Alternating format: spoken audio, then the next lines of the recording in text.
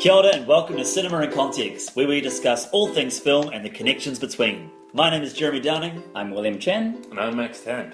And each month at Cinema in Context, we discuss two films, one current and one retrospective, with some connection. It could be the same director, or same lead actor, or similar theme. And this month, we are discussing A Cure for Wellness, which has just been released at the cinema, and Repulsion, which came out in 1965. And both of these films, they have protagonists that are questioning their sanity.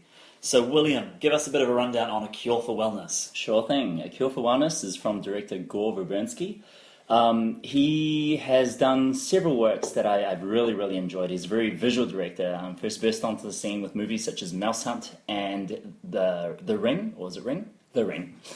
So basically it is about a young business exec from New York, a very high flyer, who is sent by his company to a Swiss wellness center to retrieve one of their CEOs. And along the way, he starts uncovering, shall we say, secrets and odds and ends that might not be so savory. Excellent. And Max, give us a rundown on Repulsion. So Repulsion was directed by Roman Polanski in 1965. It was his first English language film as he moved from Poland, I believe, at least that's where he's from originally, to London. This was just after Knife in the Water, which I would hugely support. Anybody that's listening should go and see that. It's fantastic. Much more watchable probably than this film. But this film is about a woman's descent into insanity, played by Catherine Deneuve, if I can get that right. I think you did a pretty good job.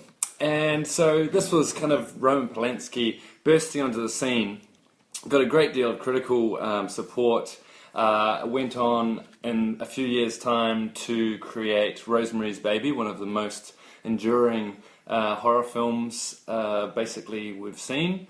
Formative, of course, as well. He later did Chinatown, which is one of the greatest film noirs.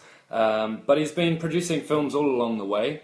Also got himself wrapped up in some controversies with Underage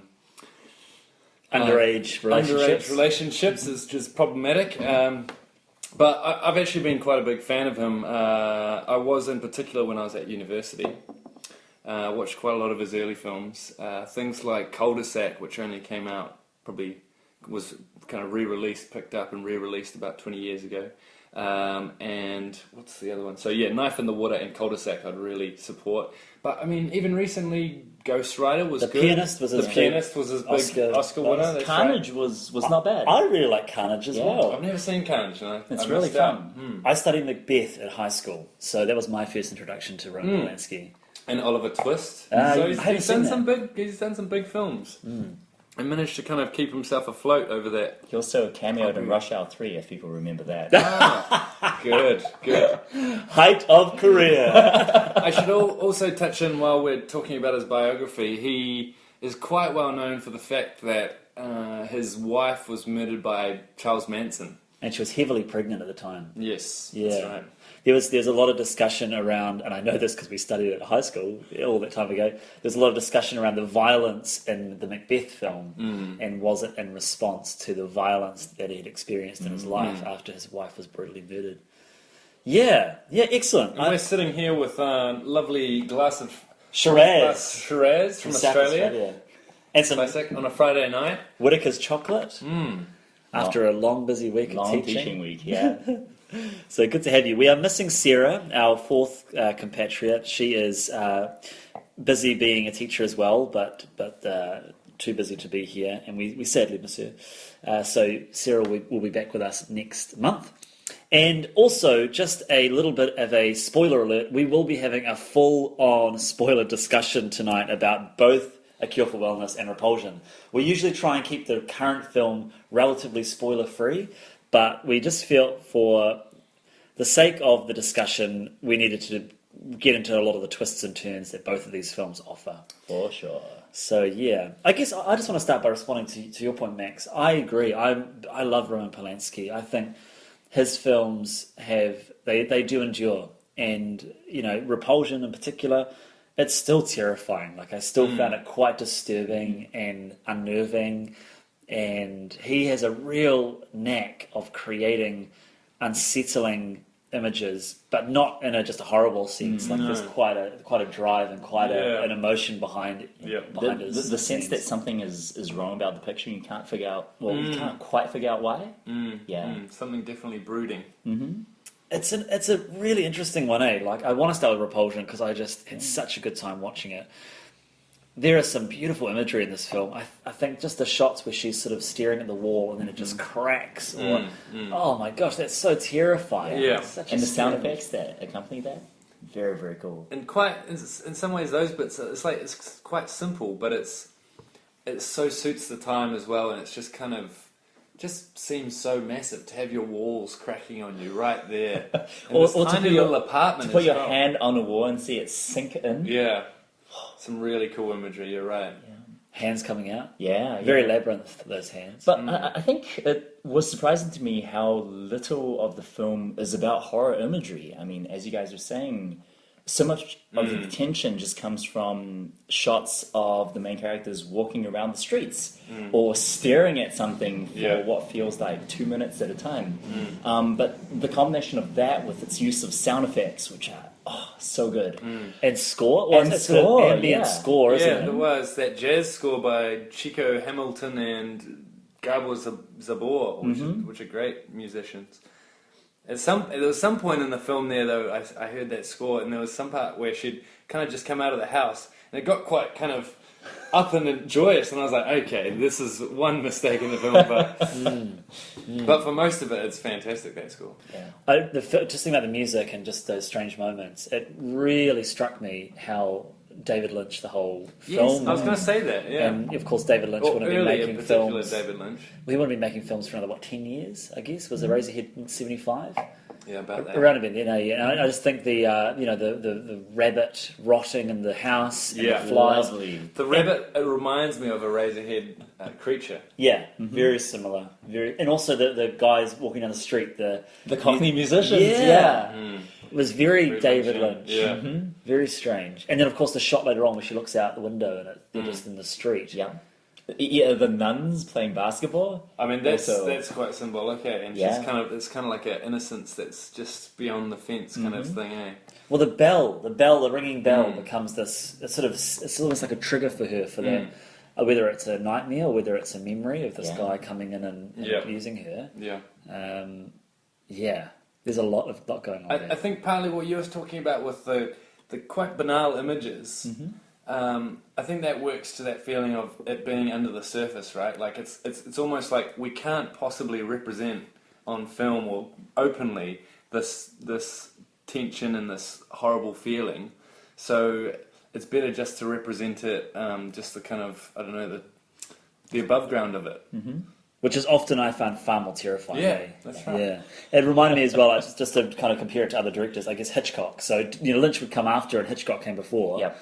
And, you had the opening with the eye, very Virgo. You had the psycho, the sort of undertones of somebody having a fantasy and murdering people out of it. And I found the murder scenes to be very Hitchcockian as well. Just how they were shot and how it was brutal like that. Yeah. And also the body in the bathroom.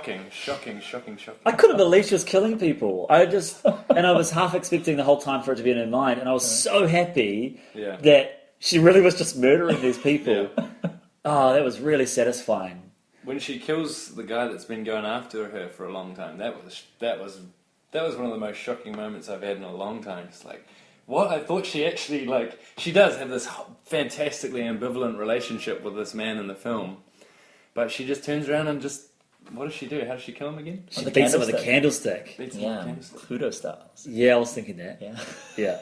And then that moment where she rubs the blood off the door with a book. Yeah. Oh my gosh, that was amazing. Cool, yeah. What is that? Was it scripted? I don't know. It seemed it felt very so spontaneous. natural. Yeah. It's quite the film has a certain element of kind of cinema verite, which is weird, coupled with obviously. I think that's why such brutal things like a big tear in the wall work, because it's like it's kind of coupled with very realistic images. Apart from that, so I did read one person's review or suggestion that Repulsion was the birth of modern horror compared to more than Psycho, because in Repulsion, you're left ambivalent about what caused everything, whereas in Psycho, you at least find out kind of what the main cause is.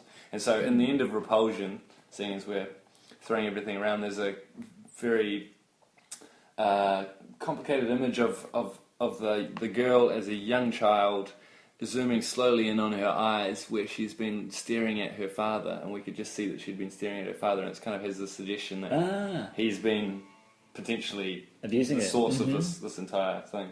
You do feel like there's something going on there with that photo. I was waiting for her to go back to the photo. I didn't pick up that she was looking at him particularly. I think that's what it is. I think so too. That's what I got out of it. Or at least an older male in her life. Yeah. Because there's a couple of older guys in that photo. Mm-hmm. But, I mean, that's why it's ambivalent as well, is because it's not really, the line of sight is not super direct, and it could just be showing that she's been in a weird state her entire life, or is struggling with some kind of schizophrenic. And it seems like the reason for her reacting or acting out like this is, it's not really the point of the movie, is it? Yeah. No. Because it's pretty ridiculous, let's be honest. Yeah. You know, it's a pretty ridiculous story, Yeah. but you just go along for the ride. I found the opening, I mean, it's bookended, isn't it? Because it starts with the eye and it ends with the eye. But just the opening of the film, really fascinating, and I still haven't really figured it out. But I assumed that it was a dead parent. I was like, it was this woman lying on a table. Yeah. She's covered in paint. I was like, why is she covered in white paint? Why would you paint someone and she's holding onto the hand? You know, and then it reveals which later she stabs. or she cuts That was it or amazing. something. Oh, that was amazing. Yeah, but this reveals that she's in a beauty parlor, and but just the whole setting of the beauty parlor I thought found that really was strange. very interesting as well. But my interpretation was maybe, I don't know, it wasn't really my interpretation, but it was a suggestion that maybe this was kind of meant to represent, because a lot of it's about her isolation. Through the introductory moments of the film, it's all about her being isolated. She walks along the street, the men are kind of wolf whistling, she goes home, her sister's kind of there for her, but totally not. She makes this meal and then decides, oh no, she doesn't make the meal, she says she's going to make the meal, and then she's getting kind of phone calls from people that are angry with her. It's all very isolated. I thought maybe the alderman on the bed is kind of like a symbol of being disconnected from the previous generation of women, because this is obviously an older woman.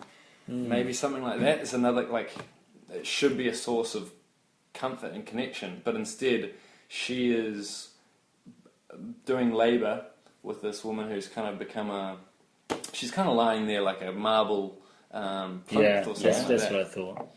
Well, or it's like it's the realm of woman, isn't it? There's no men in that world. Yeah. And so she's able to. It's the only place she really talks, isn't it? She doesn't really talk anywhere else. Yeah. Well, talking about sanctuaries and places to revive and feel safe. Segue. A Cure for Wellness. Wow. Oh my gosh, what a movie. There's so much to talk about with this movie. Did you guys notice that there was a part at the start of Repulsion where they talk about eels in the sink? Yes. Yeah. And then, of course, eels being one of the key motifs. Not even a motif. Key character in A Cure for Wellness. What did you guys think? I'm really interested to see, like, if you guys managed to take this film somewhere, like, whether you guys have got, like, kind of I don't know, more of an arc to understanding it than I did, because I think I just went out and I was like, oh, God, it's so terrible, and then kind of couldn't be bothered with it. Well, it was a very long movie. It was, did not need 2 to be, hours? I saw the running time. Like, why is this film 2 hours 25 minutes? 25. I left the cinema and it was dark out. The sun was high in the sky when I went in. Yeah. I don't know, Max. Like, I enjoy a lot about the movie. Yeah. Right. And I think there's a lot to admire about it. It's just whether you accept the where the movie ends up, that would greatly affect your enjoyment of the final product. I think I think you're right. You could go start. I was a bit questionable about, but start and through the middle is kind of all right. Yeah, okay. It's a third act. Yeah. I mean, I was sitting there going, I've never seen a film like this where they've actually had a third act that pays off all of the tension and mystery. Right. Because the only way that they can kind of adequately explain it is that the main character was crazy all along, which is, of course, Shutter Island, and I just picked that up from the trailer just like that. I was like, as long as Leo's character's not the crazy one, I'll be fine. And that was the ending. I'm like, boo! Jeremy, you just spoiled Shutter Island. Oh, I don't care because it's so obvious from my point of view. And but this one, I was like, how are they going to pay this off? Yeah. And apparently how they do that is by introducing Dracula. Yeah. Who has face-off technology. Audience, I am not making this up. Face-Off, the John Woo movie? They have this, and it's on, basically, Dracula. And he's sucking people's souls out to make rejuvenation potion, and it is insane. It is insane. I love how that popped out. We're kind of like dancing around, like introduce the movie, dancing around. Dad! Then it hits you! Because that's what it's kind of like at the end. And then he gets sliced through the head with a spade, and again it's just like, ah! Yeah. What about just the extreme violent moments, like when he gets his tooth drilled? Oh, that's Holy just moly, ridiculous. that was... And then it just moves on, and then it's got teeth again. Yeah, those have to be dentures, right? Or did he dream? No, he didn't dream it up because he was going, drive. Yeah. It's because after that he went into the asylum, right? And was kind of like part and of then the it asylum, shows you so they like he sorted his smiles. teeth out for him. Oh, yeah. Yeah. They gave See, that was a slightly ambivalent aspect. I of the ending, thought that the was movie good. was going to end there. I thought it was going to, and then it turns all out into like the boogeyman. Oh, see, I enjoyed the actual final shot of him cycling away. Oh, yeah. That was a nice shot. Very creepy. Yeah. I will say the movie. It's quite kind of complicated. Overall, the movie is beautiful. Like Yeah. It's early in 2017, but I would say, it's the most beautiful movie, hands down, I've seen this year. Really impressive. Yeah, really and impressive. Just how like Gore Verbinski places his camera. And one of the opening shots where you see in the trailer, it's a train going around a curve into a tunnel, and just a pure reflection on the window. Maybe it was aided by CGI, maybe it wasn't, but it looked absolutely astounding. They also do some setup at the beginning with the office blocks, kind of murky and pea green, rising up into storm clouds, which, holy moly. I was already, because I've seen all of those in the trailer. What blew me away is when he's first going into the health clinic or whatever it is, and it's just these circling shots of them going through these like brick tunnels, and just the sense of a maze, and just the kind of circling around, and then the way that they leave, and then he's like looking at the girl, and you can see her for ages. Just the sense of just confusion and circling and lasers, flow, and of course the main sequence in the steam room, it's all about that. That is a pretty amazing scene. The whole sequence, so good. And the guy disappearing to the water, and then is he dead, and then he sort of pops up again. So overall, I'm interested. So you guys were kind of maybe a little bit more positive than I was. I think overall, I just felt like there's just so many things that have been thrown into this, and it was just like they kind of got this ethical thing at the start about. I mean, there is this aspect of business corruption, the social commentary. Yeah. Kind of just like how does that come into Wait, it? in the end, Dracula is like, "Well, I used to experiment on peasants, but now the peasants come to me." Yeah. And the gender politics. I mean, I want to talk about gender politics in both films. Yep. But I mean, it does not pass the Bechdel test in any means. And poor, whatever her name is, Mia Goth. God. she is just her character is nothing, and she gets she's getting raped at the end of the movie, and it's just like that's her character. That's her whole motivation is to lie on the bed, get tied up, and wait, she gets the killing blow. So it's so problematic. And then the gender politics, it really got me questioning with Repulsion, because she is the protagonist, but she doesn't really have much of a character. Right. See, I think it's good. I think it's in some ways it is. I mean, it's complicated when you've got the background of Roman Polanski making you kind of question everything. That's true. If it's positive, I'm like, oh, really? Yeah. From this guy? Yeah. But at the same time, it felt to me like dealing with an issue of a woman being in London, and like basically, in some ways, it's kind of a cry for help of saying like, this is what can happen to. And because she's someone. a foreigner as well, right? Like, is she from France or Belgium or? Yeah, Belgium. Yeah. Okay. Somewhere in Europe. Yeah. I don't know. So I don't know. It just got me thinking, and because Cure for Wellness is very much the male gaze, and I guess being that it effectively is Dracula, it is about sex, isn't it?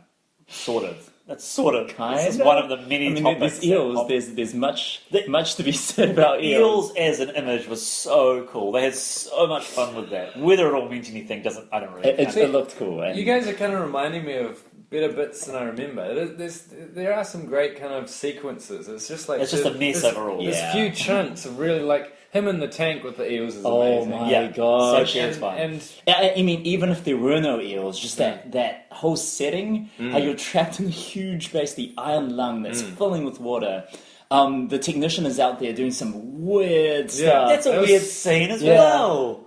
Just that was really unsettling. Like it is interesting because Verbinski does manage to kind of create a place that seems.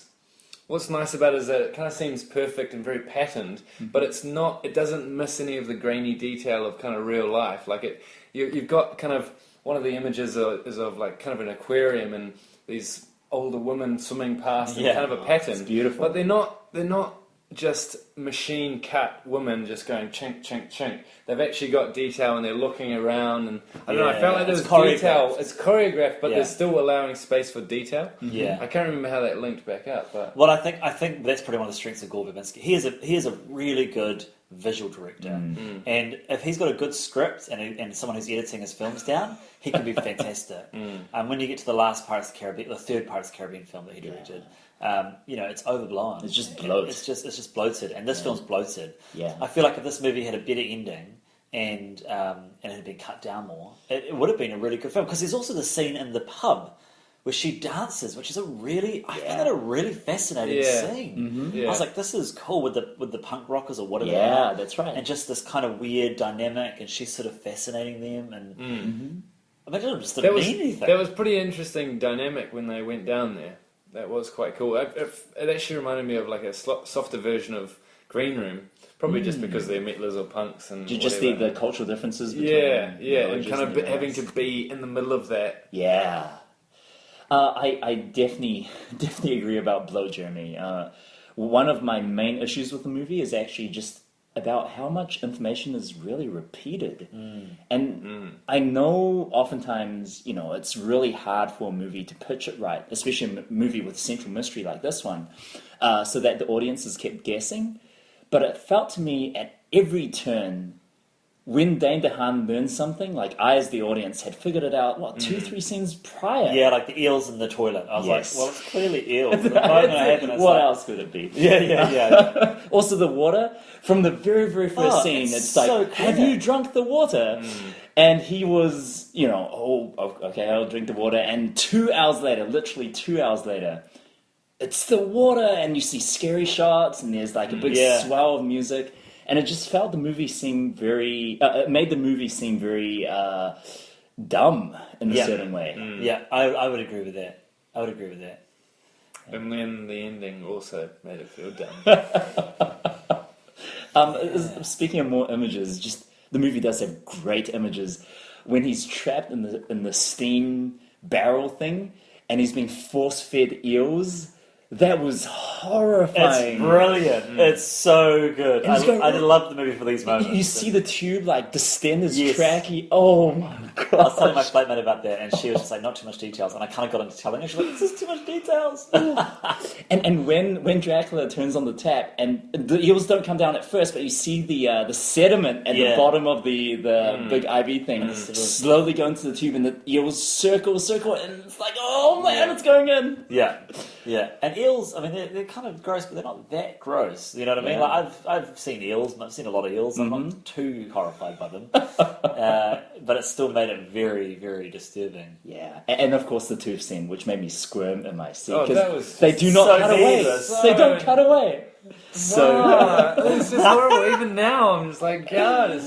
What was the point of that? Yeah, what was the point? Oh, so stupid. That's one of the things that they. Oh no, actually, I was thinking about commonalities, and I thought that was one of the commonalities. Was going to be one of the commonalities between them, but actually, I must have misremembered Repulsion because it's not actually that gory. Apart from slicing the man with her razor on the back of the neck. But you don't even really see that, no, do you? it's more, and partly because I don't think they've got the budget for it. It looked like, but and And I love the silence and just Yes. the ticking clock when she's getting raped or whatever it is. Or the phone ringing. Yeah. Great, like audio And motifs. and you just kind of, you can feel that, right? You're in that scene. You're like, I just like, Yeah. I don't know. There's something intensely. You want it to be picked up, but at the same time, you're like, this can't be any help at this moment. You know, like. I thinking of Rosemary's Baby for both films, and just the scene where she's lying in bed and she's in Repulsion when she sees the person next door and they're trying to open the door and then eventually they open the door and it's just so scary, and that domestic quality. Yes, it's domestic. The invasion into the safe space. Absolutely, and it reminds me of just the horror of Rosemary's Baby, where she discovers that there's this like secret passageway between her apartment and the next door neighbor's apartment. And I just found that so terrifying. It's like the film Housebound. Have you guys seen Housebound? Oh, I love Housebound. Yeah, and when you learn that there's a guy living in the walls. Yeah. I find that... I was like, I'm not going to be scared by this movie, and I found that terrifying. Housebound is great, eh? Housebound is That was one of my favorite movies of the year. Yeah. But yeah, Rosemary's Baby, it's very much... it's connected, I guess, to Repulsion, and I understand Cul-de-sac as well. It's like his apartment city dwelling kind of unofficial trilogy. Well, I think with Tenant, I can't actually remember the Tenant, but just in my research before this, I think it was the Tenant that's the third one. Mm-hmm. Oh, okay. But I mean, in some ways, I felt like you put Repulsion. I feel like if you put Repulsion and Rosemary's Baby together, it comes out a lot closer to Cure for Wellness. Yeah, I agree. The ancient kind of conspiracy factor.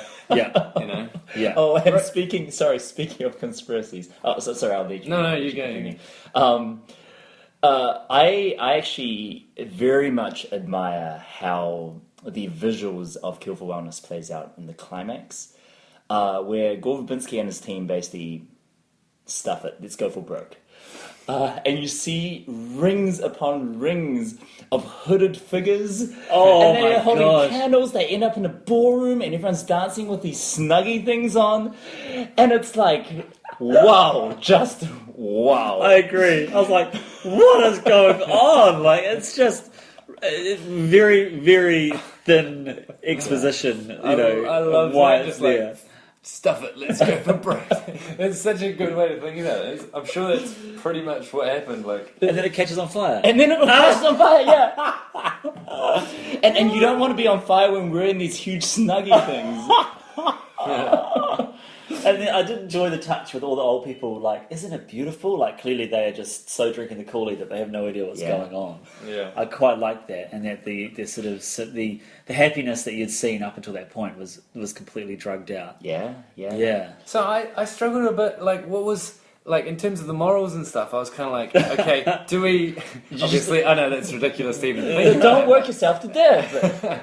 But, yeah, I was kind of like, okay, so we're going to make the corporate world look bad in comparison to, oh wait, no, we're going to make the asylum look bad in comparison to the punks, oh no. So there's kind of no contrast. The main actor is relatively forgettable, I thought. He was fine, but... I liked him. Yeah, I quite liked him. He was fine. I like Dane DeHaan generally. Is that his name? Dane DeHaan, yeah. Oh, yeah. Actually, to be fair, he was actually fine. I just think his character was just not very likable. He just didn't have any endearing qualities. He just seems so slow, both physically and mentally. Yeah. And kind of linking back to Repulsion, of course, the sound effects, the sound design for his crutches also reminded me a lot of the sound design in the earlier film as well, where he's always heralded throughout the entire movie by the sound of his crutches, and it's kind of a audio cue as to his disability and his kind of weakness and vulnerability in such an environment, which I thought was super cool. Fair point. I saw The Shining in there as well. I mean, always the classic shots of The corridors car, also the car driving up the mountain, and sort of the various horror that was going on, in the corridors and things like that. Actually, just thinking about it, The Ring is such a good film. Gore Verbinski's so much The Ring. better than It's so much better, and the Hitchcock references throughout the whole film is really impressive. Yeah. Cinematography is just as impressive, but just a tighter story, and it all makes sense, and all the characters. Have you seen The Ring? No, well, I think I have, but I haven't seen it for a long time. Is it? So that wouldn't be a very big budget? Not It was a big success. Yeah. It was a big commercial success. Okay. That made him into like a really big name. Yeah. And it was, I mean, he did well to get the big budget on that one, on this one, I mean. Yeah, I guess it's just his name. Well, considering he did Lone Ranger, which was like the biggest, one of the biggest Flop for Disney flops. And even that, I think, has a lot going for it. I know you and I both quite enjoy Lone Ranger. Yeah, but it's just, again, bloated. I know. Cut an hour out of your movie, The man. final action sequence is so good that it's just a shame the rest of the movie is such a mess. It just goes on and on and on. So there's almost, with Cure for Wellness, what I was thinking when I was treating it more seriously... For the first hour. First hour and a half or two, was there's kind of connections with, even then I've got a critique of it, but connections with that other movie that just came out recently, Sixth Sense. Split, yeah. Just in terms of kind of pushing things like, okay, are we set in the world or are we not set in the world? And kind of just like slowly pushing that out. The deer somehow that interrupts his car has somehow been controlled by the people at the asylum, probably. Maybe. It's like, and then it just breaks that. Like, they need to... Yeah, true, filmmakers these days need to just keep a tighter rein on that. Well, maybe that doesn't satisfy big audiences these days. No, I think it's a fair criticism. I think you need to set up your rules early on. Yeah. You know, audiences will accept one or two fallacies, you know, or fantasies. Yeah. But when you start introducing flippin' Dracula in the third act of the film, it's just like, come on, man. And they never really explained why he was having these hallucinations. No. It was never really explained. So wait, did his mother die or not? I'm still quite confused about this. True. There's that scene where he's in the funeral. Yeah. Is it a flash forward? Oh, it's so frustrating because part of me was like, do I like this that it's ambiguous? No, it's just not. Doesn't know what the hell it's doing. Because the editing is pretty crappy. It is. It really is. Repulsion is satisfyingly ambiguous. You know, that's how you do ambiguity.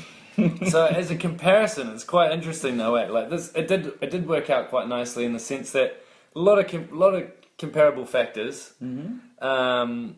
So obviously both quite surreal horrors with these things going on that aren't in reality but they're visualizing them.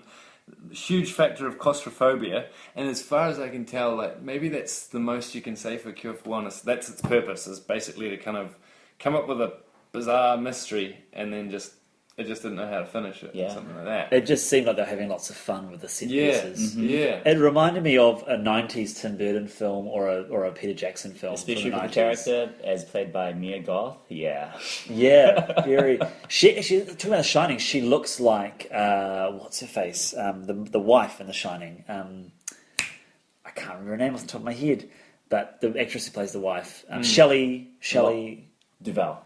Thank you, Shelley Duvall. She looks like her. She's got that same. Look. She does. But I think the ending with the flames and the burning, it felt very 90s. It was a sort of climax. Yeah, actually, I was going to say that. That's right. You're still talking about Cure. Cure Wellness. Yeah, it did. The whole film felt out of time. I felt like it felt like late 90s, early 2000s kind of big, like end of days kind of, or that kind of adventure where it's just like it doesn't really. Especially the big reveal with the smash photo frame. It's like, oh dear. I mean, part of me likes the fact that they're trying to make a slightly middle ground film in terms of not the independent, not the big budget. Something in the middle. It's just a shame that it wasn't tighter. Because it's really quite interesting. I was reading a little bit about the background. It's not a huge budget movie. I think it was budgeted at around $40 million. Yeah, but it looks far more expensive. Yeah. Which it just goes to show the visual stylist is very, very strong. Yeah, it's pretty impressive. And the cinematography, obviously. Oh, it's awesome. Yeah. Very we talked about the steam room, how he uses very. It felt to me like Wes Anderson-y, like 90-degree pans. So cool, just to create a sense of claustrophobia and space. I wonder how many of the eels were real as well. They looked pretty real to me. Didn't look, and it would have been. I think I think with the tube going down his throat. I mean, that sounds stupid that I'm even talking about it, but like you could see. I think they'd actually put a real tube into his throat, but then obviously done the CGI around the actual. Well, it would have been relatively easy and to. I think the actual eels were. Well, they could have dollied it though as well, so they could have filmed one pass where the eels were going into a bucket, and then another pass where the tube was in his mouth, and then they combine them together. But did you guys see how this movie did at the box office? Well, it came out officially in 2016 in the States. Oh, didn't it? really? Yeah. Wow. Because it bombed hard. It was beaten by La La Land, I think, in its 11th week or something like that. Like, it debuted at 10th place, which for a studio pick that opens wide is basically unheard of. But on the other hand, I actually, in a perverse way, really appreciate this movie. As you were saying, Jeremy, it's kind of finding a very narrow middle ground between independent and big studio, big budget. And I just wish more people would be willing to go weird like this movie does. Because it's not a good movie, but I don't fault it for its weirdness. I love that weird stuff. And to have a real personal take on what is scary or what is cool, and just to put it out there seemingly without thought of the audience response. It's really cool. I actually agree with you. I would much rather see a film try and do something and fail than not try at all. Sure. And I think that, I agree with you, William, that this is that kind of middle of the road film that we don't see very often. And it was really satisfying, but in terms of being strange. So even though it pissed me off that it was just a mess at the end and was just ridiculous, I loved all of those moments. Yeah. It was really satisfying, the eels and the dance and the great cinematography, and the music was really good as well. Music was great. Really, I was expecting it to be Hans Zimmer, and it wasn't. I think it's the first Gore Verbinski film not to use Hans Zimmer. Interesting. I agree with you. It doesn't surprise me that it didn't do anything. Nobody knows about this movie. No. There's been no talk about it. So I told you guys kind of the story. I went to see it by myself. I was the only person in the cinema, which was a little airy. And then someone who I'm pretty sure was a homeless lady came in and sat behind me. And so it was just the two of us through the entire thing. And then the movie ended, she left, and I left. And that was the end of that. Yeah.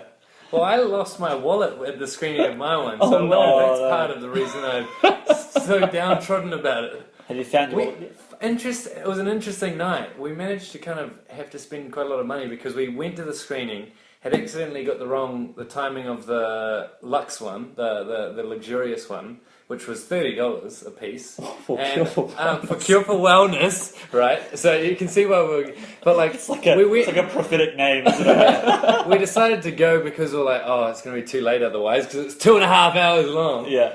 And then I lose my wallet, so it's all just probably surrounds it. But I think that there's definitely these two films, Repulsion and Cure for Wellness, are a bit on a spectrum in the sense of that surreal horror.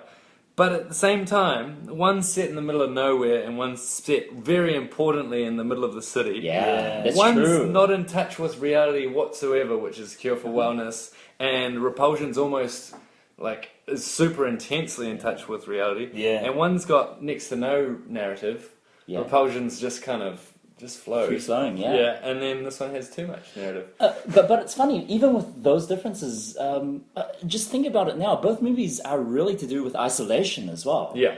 And about how removed a person or a small, weird little society can be from, the wider world.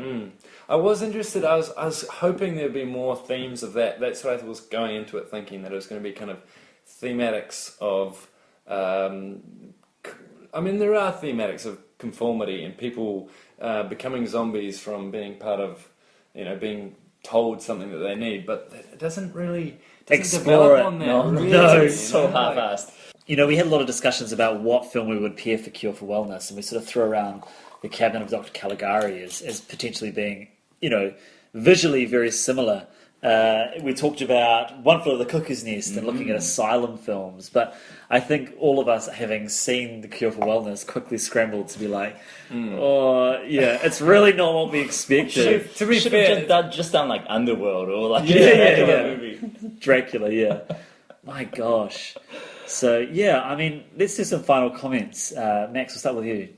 What do you reckon? I kind of already made my final comments, but Roman Polanski, as a general kind of ode to Roman Polanski, it's great to go back to Repulsion, which is probably in some ways his most artsy kind of film. And if you feel like watching a sit down and deal with some tough issues, then go to Repulsion. Otherwise, still revisit. Okay, I'm going to put in another plug. Knife in the Water, fantastic kind of small scenario with a few people on a boat, fantastic thriller. Whereas Cure for Wellness, I don't care for. There were some great moments in it, to be fair. When you guys reminded me a bit, there were some great moments in it. Fair enough. William, what do you reckon? Cool. Well, this is the first time I've seen Repulsion, which is pretty cool, like a real cool first experience. I did get a message from Max beforehand saying, if you want to watch it, it's pretty slow, so sit down with a box of snacks, which I did, and I enjoyed myself greatly. Just a really atmospheric horror film in the sense that it's just unsettling through so much of it, and such a wonderful feeling. It's quite a 60s kind of artsy film, isn't it? Yeah, in so many parts. Sorry. Yeah. And plus the mere fact that it's in black and white and they play with shadows so well in a lot of the scenes. And then Cure for Wellness, I love Gore Verbinski. Rango is one of my favorite movies, or my favorite movie of his, but one of my favorite movies in general of the last couple of years. And I think that's a pretty good example of when he has a script that's tight, but also allows him space to just exhibit that weird fascination he has with the grotesque and with the very, very singular, I would say, things he's enthusiastic about. Like, if you watch Rango, kids aren't going to want plush toys of these characters. They're ugly, they're hideous, but he thinks they're pretty cool. And I think his movies always have given more or less an enthusiasm about the stuff that he finds visually interesting that is contagious, and that's a really, really cool feeling. Cure for Wellness, yeah, it sucks. It's not good. Final word. Well, I have to talk. I have to agree with you, William. I love Gore Verbinski. I think I might actually watch Rango tonight because I've never seen it. But my love of all of his other films is strong. Cure for Wellness is a mess.